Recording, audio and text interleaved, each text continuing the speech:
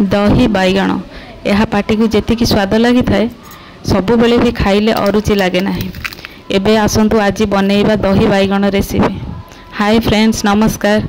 Sai Sangeeta kitchen को आपण मानक अनेक अनेक स्वागत।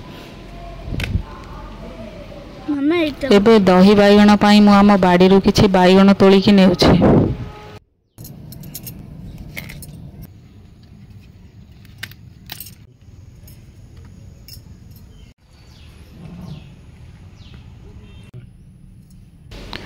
एबे मु छोट बाइगण को 4 फाळ करी काटी नेछि, बड़ बाइगण को 6 फाळ करी काटी नेछि।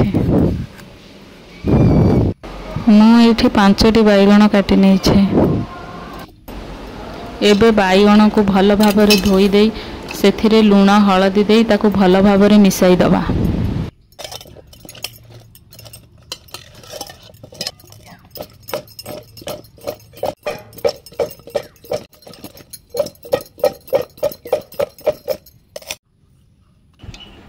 मु एठी गोटे गिनारे 200 ml पाखापाखी दही नेछि। एबे दही को भल भाबरे मिसाई दबा।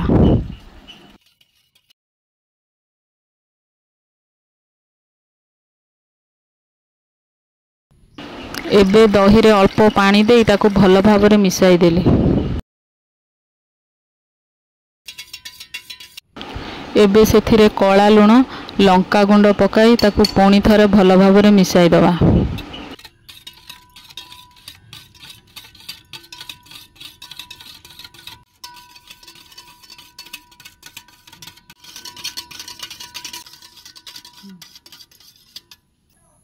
एबे मु चुली रे कड़ाई बसाई सेथिरे अल्प तेल नेछि।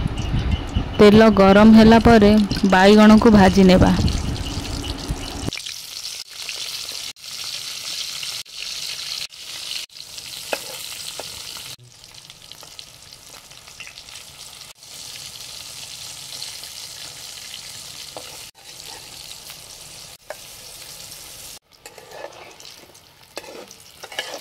एबे बाइगण लाल हे आसिलानी, याकू खोली दबा।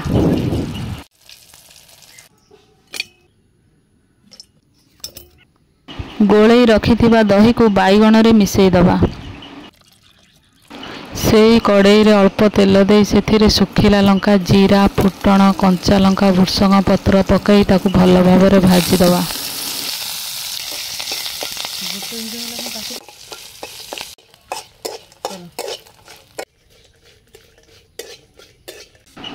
भाजी हुई गला परे एहाकू रखिथिबा दही बाइगण रे मिसाई दबा।